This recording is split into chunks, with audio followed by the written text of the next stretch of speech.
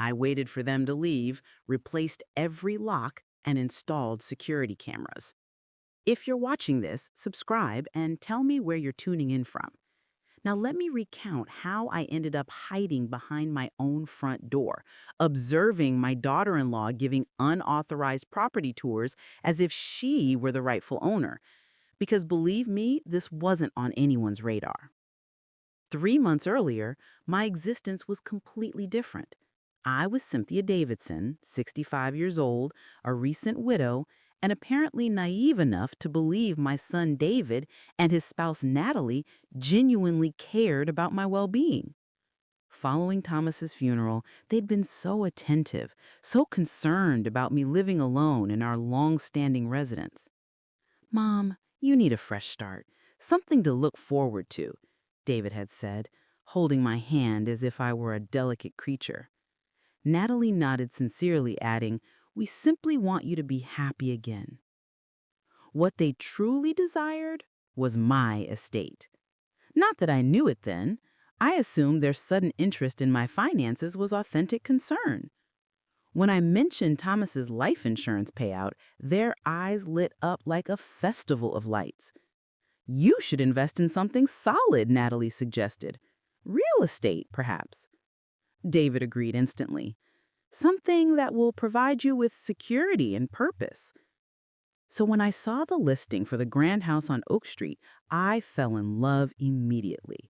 Victorian architecture, a sprawling porch, 6 bedrooms, 3.5 baths, and enough space for the grandchildren I rarely got to see anymore. I could envision holiday feasts, summer barbecues, David and Natalie finally having enough room to visit comfortably. The asking price was steep, but Thomas's insurance money covered it entirely. Here's where I made my first wise choice in months. Something prompted me to keep the purchase quiet. Perhaps it was years of observing Natalie's eyes narrow whenever I mentioned spending funds on myself. Perhaps it was intuition. Whatever it was, I acquired that house under a trust, hired a property management firm, and kept my mouth shut. For 6 weeks, I had contractors working around the clock. New paint, an updated kitchen, restored hardwood floors, landscaping, the whole shebang. I wanted everything perfect before the grand reveal. I imagined David's expression when I handed him the keys and told him this was their new family home. I pictured Natalie's tears of joy, the grandchildren's excitement, the fresh start we'd all have together. Instead, I got the shock of my life. The morning I planned to surprise them, I arrived at the house early to do a final walkthrough. Everything was impeccable. The chandelier sparkled, the marble countertops gleamed, and the master bedroom looked like something from a magazine. I was practically vibrating with excitement as I called David. "Can you and Natalie meet me for lunch? I have something wonderful to show you both." "Actually, Mom, Natalie and I are looking at houses today. We found this amazing place that might be perfect for our family expansion." David's voice carried that careful tone he used when he thought I might object to something. "Family expansion?" My heart skipped. "Are you having another baby?" "Oh no, not exactly," he said. "We're thinking about Natalie's parents moving in with us. Her mom's arthritis is getting worse, and her dad needs someone to help manage his medications. We could really use a bigger place." I smiled, thinking how perfect the timing was. "That's wonderful, honey. Where are you looking?" "This gorgeous Victorian on Oak Street. 6 bedrooms, a huge kitchen, perfect for multi-generational living. The only problem is the asking price. It's way out of our range." My stomach dropped. They were looking at my house. My surprise was about to become their disappointment when they discovered they couldn't afford it. "Unless, David, what if I helped with the down payment as an early inheritance?" The excitement in his voice was immediate. "Mom, that would be incredible. Are you sure? It's a lot of money." "I'm sure. Text me the address and I'll meet you there in an hour." I hung up and sat in my beautiful new kitchen staring at my phone. This could work out even better than I'd planned. Instead of just giving them the house, I could let them think they were choosing it, then help them buy it. They'd feel like equal partners instead of charity cases. But when I arrived at Oak Street and saw Natalie walking around the front yard like she already owned it, something felt off. She was pointing at different areas, gesturing expansively, talking to someone on her phone about my new garden plans and the master suite I'm designing. I parked across the street and watched. David joined her, and they spent another 20 minutes measuring windows and discussing furniture placement. They weren't looking at the house like potential buyers. They were planning like people who already had keys. That's when I realized I'd made a terrible mistake. Not buying the house, but trusting them to see it before I told them it was already mine. I decided to test them. When they finally called me over, I put on my best impressed face and let them give me the full tour of my own house. "Look at this kitchen, Mom," Natalie gushed, running her hands over the marble counters I'd spent weeks choosing. "I can already see myself hosting dinner parties here." "And this master bedroom," she continued, leading me upstairs to the room I'd designed as my sanctuary. "This will be perfect for David and me. Your room could be the one next to the guest bathroom, small but adequate." My room in the house I bought would be small but adequate? David nodded enthusiastically. "The whole layout is perfect. Mom, you'd love the community here. Very quiet, great neighbors. You could walk to the park every day."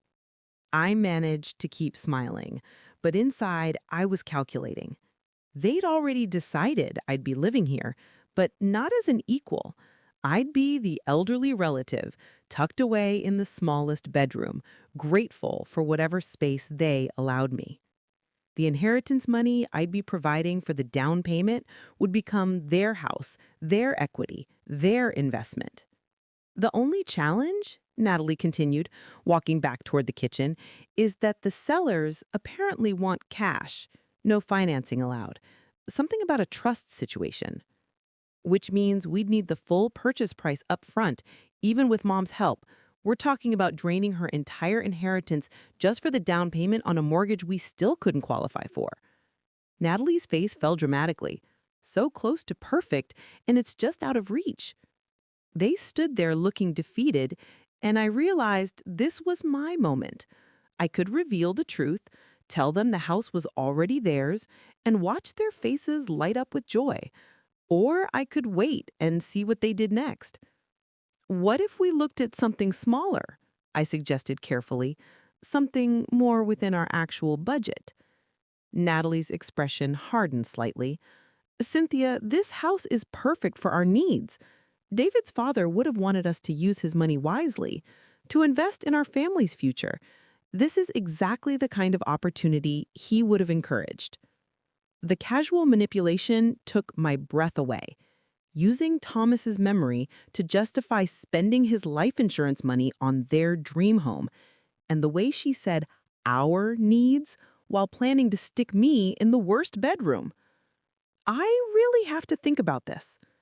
That evening, I sat in my current house, staring at the property deed for the mansion. My name was clear as day as the legal owner. I'd been so excited to give them this gift. Now I was wondering if I should give them anything at all. The next morning, David called before I'd finished my coffee. "Mom, we've been thinking about that house all night. Natalie barely slept. We really believe this could be the fresh start our family needs." "I understand it's a beautiful house, David. The thing is, we went by there again this morning, and there's already another family looking at it. The realtor says they might put in an offer today."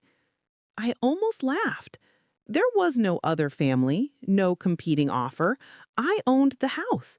But David was lying to create urgency, pressure me into making a quick decision with my money. "That's unfortunate," I said mildly. "Mom, we need to move fast. If you're serious about helping us, we need to make an offer today, full asking price, cash. That's my entire inheritance." "Kevin, I know it's a big ask, but think about the return on investment. Property values in that neighborhood are only going up, and you'd have a beautiful place to live with family nearby to take care of you as you get older." take care of me in the small bedroom while they built equity with my money. I need to call the realtor directly. Thank you for bringing it to my attention. There was a pause. Mom, Natalie's already been handling the communication. She's built a good rapport with the agent. Maybe it's better if she continues. David, if I'm writing a check for $350,000, I'm speaking to the realtor myself. After I hung up, I called the property management company I'd hired. Sarah, I need you to list the house again immediately. Same price, same terms. And if anyone calls about it, tell them the previous offer fell through. Mrs. Davidson, you own the house. Why would you want to list it? Because I want to see exactly how far my family will go to manipulate me.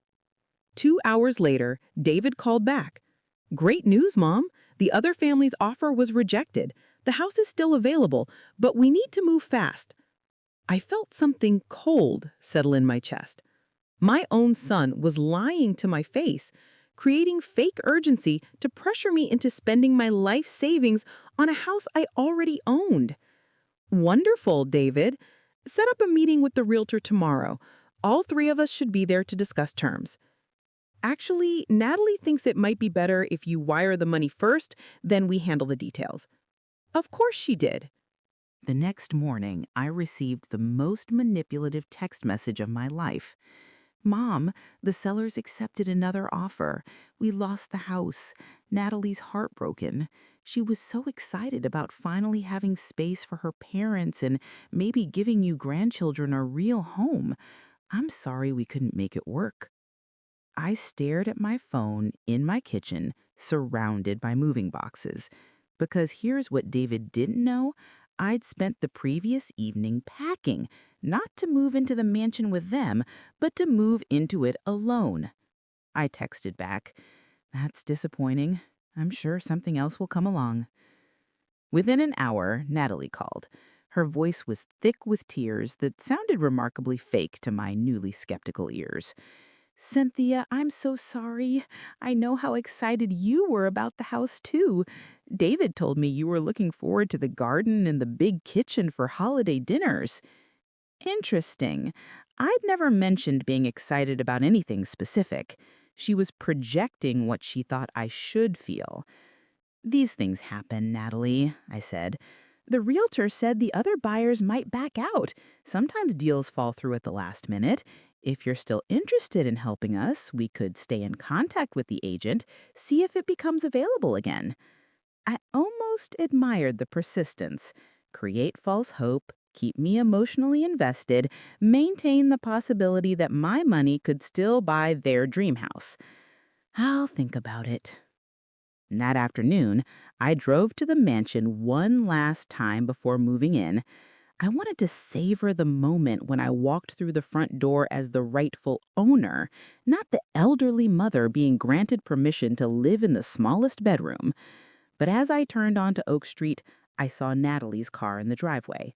I parked at the end of the block and watched. Natalie was walking around the house with an older woman I didn't recognize, pointing at windows, gesturing toward the garden areas, clearly giving some kind of tour. They spent 20 minutes outside before Natalie unlocked the front door with a key I definitely hadn't given her, a key she had to a house she thought we'd lost to other buyers. I sat in my car, fury building with each passing minute. Natalie was showing my house to someone using a key she'd somehow obtained barely hours after telling me we'd lost our chance to buy it. Then I watched her bring out what was clearly a measuring tape. They were measuring my living room, my dining room, my kitchen, planning furniture arrangements for a house Natalie thought belonged to someone else. Unless she knew something I didn't. Unless this whole charade about other buyers and lost opportunities was covering up something much worse. I called the property management company. "Sarah, has anyone contacted you about accessing the Oak Street property?" "No, Mrs. Davidson. You're the only one with keys. What about showing it to potential buyers? The listing was taken down yesterday when you asked us to. No one else should have access." But someone did have access. Someone was in my house right now, planning God knows what. I made a decision that would change everything. I drove home, called a locksmith, and had every lock on the mansion changed within 2 hours. Then I called a security company and had cameras installed at every entrance, inside and out. If Natalie wanted to play games with my property, she was going to discover I could play them better. The locksmith was expensive, the security system was expensive, but watching Natalie try to use her mysterious key on my front door the next morning, priceless. I was sitting in the living room, boxes unpacked, coffee in hand, when I heard someone trying to unlock the front door. The security app on my phone showed Natalie on the porch, looking confused as her key failed to work. She tried it several times, then walked around to the back door. Same result. Then she called David. I couldn't hear the conversation, but I could see her gesturing angrily at the house, clearly frustrated that her secret access had been cut off. 20 minutes later, David called me. Mom, the strangest thing happened. Natalie drove by that house we were looking at, and she thinks someone might have changed the locks. She's worried there might be squatters or vandalism. Why would Natalie be checking on a house we don't own? A pause. She thought she saw broken windows from the street. She was just being a good neighbor. The lies were getting more elaborate, but they were still lies. Natalie hadn't seen broken windows because there weren't any. She'd been trying to access my house with a key she shouldn't have had. David, how did Natalie get a key to that house? Another pause. Longer this time. What key?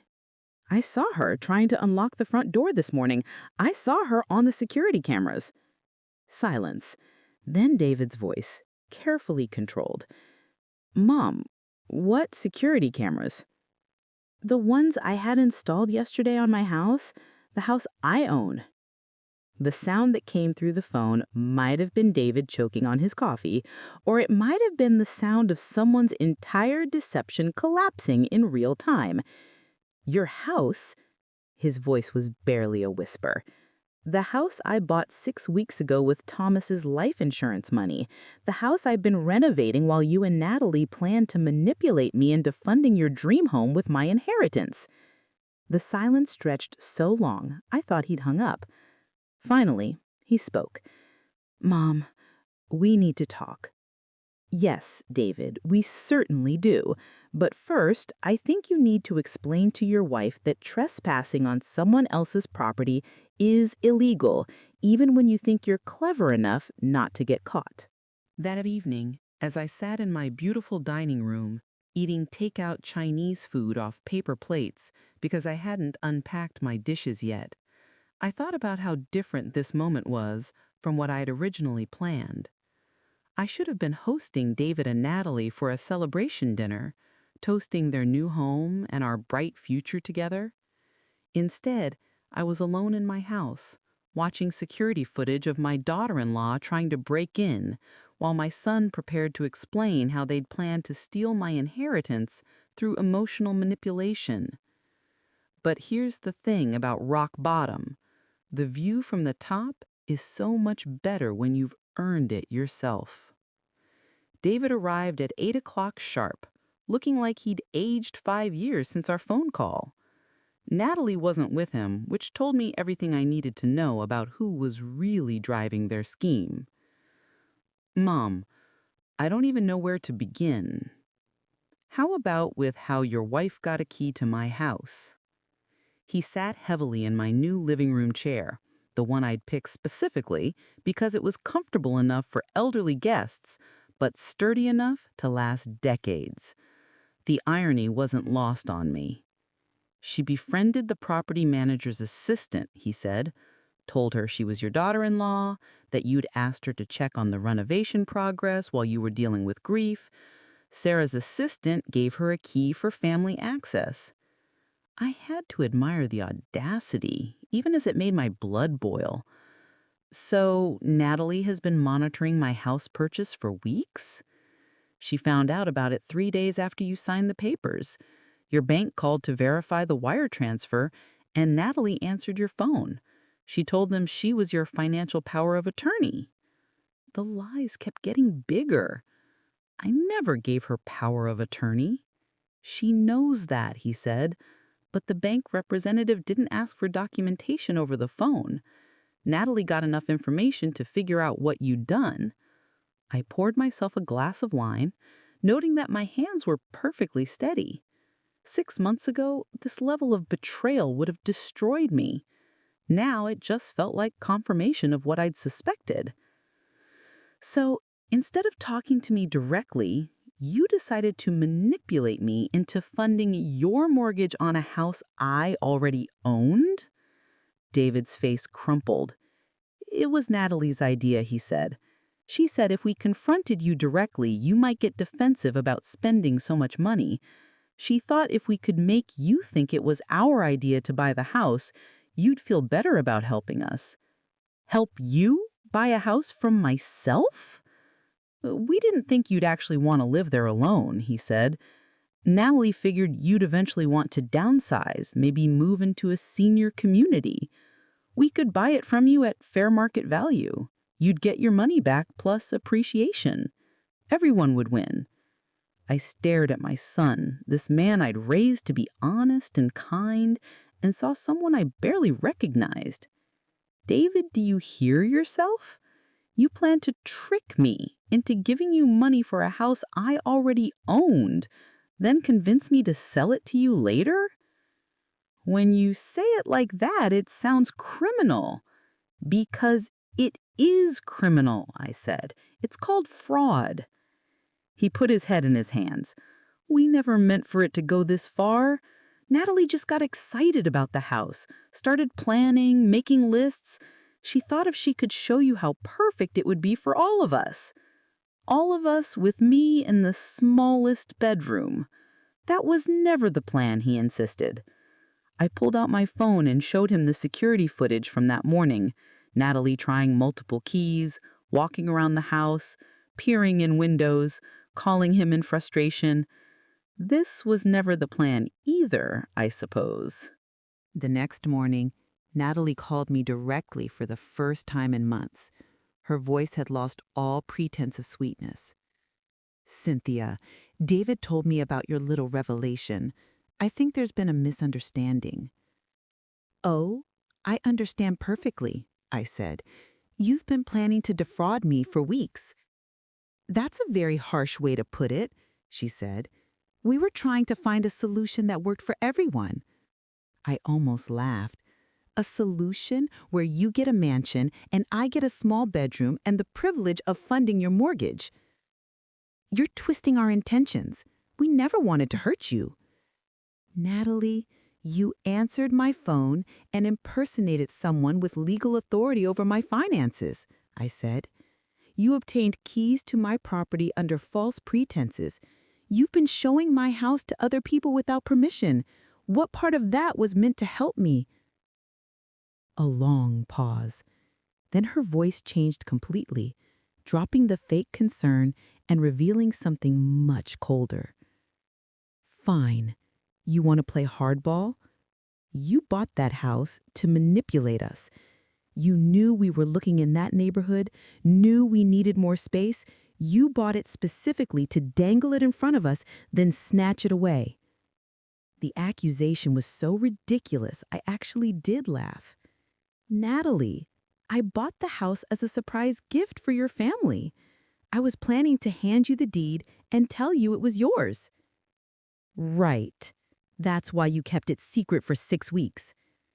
I kept it secret because I wanted it to be perfect before I surprised you. I had contractors working around the clock to make sure everything was exactly right for your family. Another pause. Prove it. I'm sorry? Prove you bought it as a gift. Show me the paperwork that says you intended to transfer ownership to David. I realized then that Natalie had never believed I might be generous.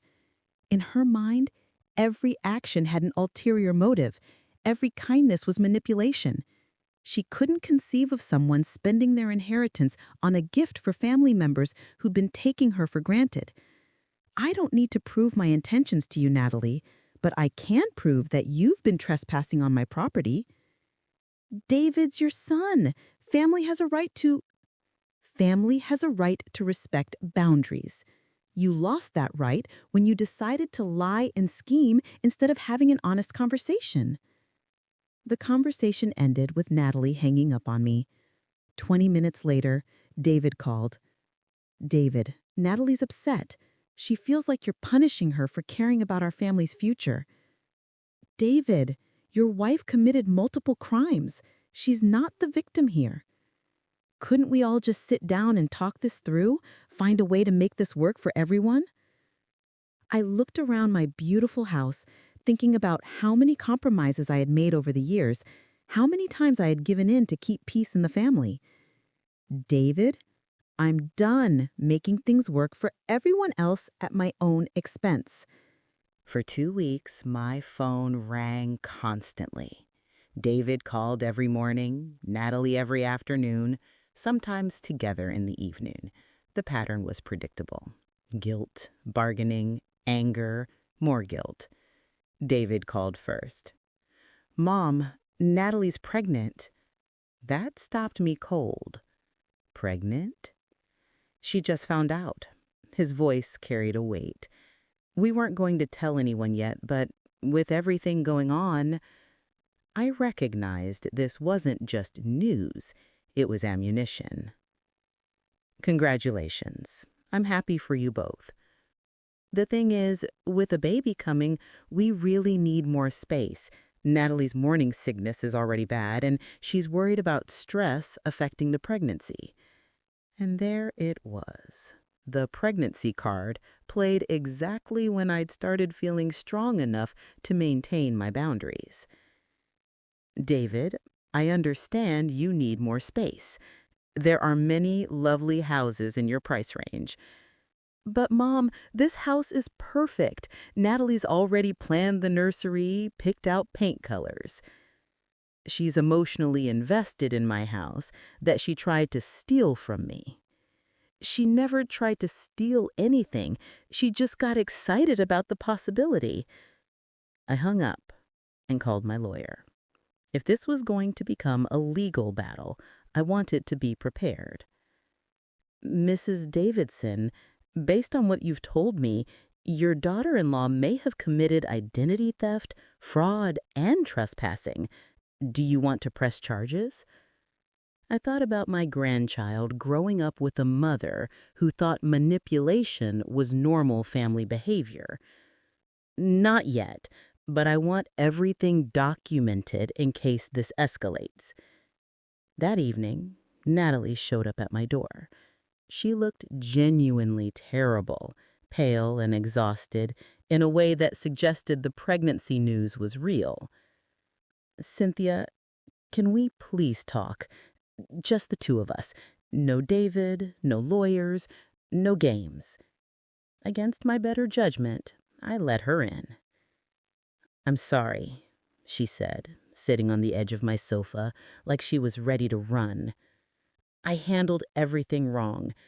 When I found out about the house, I panicked. David and I have been struggling financially more than we've told you. His business has been slow, and I haven't worked since we got married, and we were behind on rent." It was the first honest thing she'd said in months. "Why didn't you just ask for help?" "Because you've already done so much," she said. "The down payment on our current place, the car repair last year, Christmas gifts for David when he couldn't afford them. I was embarrassed to ask for more." I understood that feeling.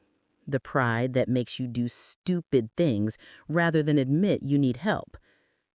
"So instead of asking, you decided to trick me? I thought if I could make it seem like your idea to help us buy this house, you'd feel good about it instead of resentful. I thought I was protecting your feelings." "Natalie, I understand you need more space. There are many lovely houses in your price range. But Mom, this house is perfect. Natalie's already planned the nursery, picked out paint colors. She's emotionally invested in my house that she tried to steal from me." She never tried to steal anything. She just got excited about the possibility. Natalie's confession should have made me feel better, but it only made me angrier because underneath her apology was the same condescending assumption that drove everything else, that I was too fragile to handle the truth. Natalie, I've been managing my own feelings for 65 years. I don't need you to protect me from my own generosity. I know that now. I made a mistake. You made several mistakes: identity theft, fraud, trespassing, lying to my son about your actions. She flinched. David doesn't know about all of it. What doesn't he know? Natalie looked around my living room, at the furniture I'd chosen, the photos I'd hung, the life I'd built without their input. He doesn't know that I've been planning to convince you to sign the house over to us as an early inheritance for tax purposes. I felt something cold settle in my stomach. Explain. My uncle's an accountant. He said if you give us the house now, instead of leaving it to David in your will, it would save thousands in estate taxes. I thought after we were all living here together for a while, I could bring it up casually. The scheme was even more elaborate than I realized. Natalie hadn't just wanted to manipulate me into funding their mortgage. She had wanted to manipulate me into giving up ownership entirely. And if I refused? I asked. I would have suggested that since you were getting older, it might be smart to transfer assets to family members to protect them from potential nursing home costs. Every word made it worse. Natalie had researched ways to separate me from my assets, planned conversations designed to make me feel like transferring ownership was my idea. Natalie, do you understand that what you're describing is elder financial abuse? She went very still. That's not what this was. What else would you call systematically planning to trick an elderly family member into signing over valuable assets? I was trying to help our family. You were trying to help yourself at my expense. We sat in silence for several minutes. Outside, I could hear children playing in the neighborhood park. Normal sounds of normal families living normal lives without elaborate deception. What happens now? Natalie asked. Now you and David figure out your housing situation without involving my money or my property. You learn to budget, get second jobs if necessary, find a place you can actually afford. And the baby will grow up with parents who understand the difference between asking for help and committing fraud. Natalie started crying then, the kind of exhausted sobbing that comes when someone finally understands they've lost everything through their own choices. Cynthia, please, I know I messed up, but we could still make this work. You could live here, we could pay rent. Everyone could have what they need. I looked at this woman who'd spent months planning to manipulate me out of my home and my money, who was now begging me to let her do exactly what she had originally schemed for. Natalie, the fact that you think I should trust you with anything after what you've done tells me you still don't understand how badly you've behaved. 6 months later, I hosted my first dinner party in the mansion. Not for David and Natalie, who'd moved into a 2-bedroom apartment across town and were slowly rebuilding their relationship with honesty instead of manipulation. Not for Natalie's parents, who'd apparently found other living arrangements when their daughter's grand plans fell through. I hosted dinner for my neighbors. The couple next door who'd brought me flowers when I moved in, the widow across the street who'd invited me to her book club, the young family at the end of the block whose children sometimes helped me carry groceries. These people who barely knew me had shown me more genuine kindness in 6 months than my own family had in years. David and I were slowly repairing our relationship. He'd started calling every Sunday, conversations that were awkward but honest. He'd apologized repeatedly, had insisted on family counseling, and was working to understand how he'd let Natalie's manipulations poison his judgment. Natalie and I maintained a polite distance. She'd had a healthy baby girl, my granddaughter, whom I visited once a month under David's supervision. Natalie was civil during these visits, but I could see in her eyes that she still thought I'd overreacted, that I should have been grateful for her elaborate schemes to involve me in their lives. But the real revelation came from my lawyer, who'd done some digging into Natalie's background after I told him the full story. "Mrs. Davidson, I thought you should know this wasn't Natalie's first time manipulating elderly family members. Her grandmother signed over her house to Natalie's parents 5 years ago under very similar circumstances. Fake concerns about property maintenance, suggestions about tax benefits, pressure to make decisions quickly for the family's good. The pattern was clear. Natalie hadn't stumbled into elder abuse through desperation. She'd learned it, practiced it, perfected it as a family tradition." "What happened to the grandmother?" I asked. "She died in a state nursing home 2 years later. The family sold her house immediately after the funeral." I thought about how close I'd come to the same fate. If I hadn't kept the house purchase secret, if I hadn't installed security cameras, if I'd been just a little more trusting or a little more isolated, I would have ended up exactly like Natalie's grandmother. Instead, I was sitting in my beautiful dining room, surrounded by friends who'd chosen to know me rather than family who'd chosen to use me. My phone buzzed with a text from David. "Mom, Natalie wanted me to ask if you'd consider being the baby's guardian in our will in case something happens to us."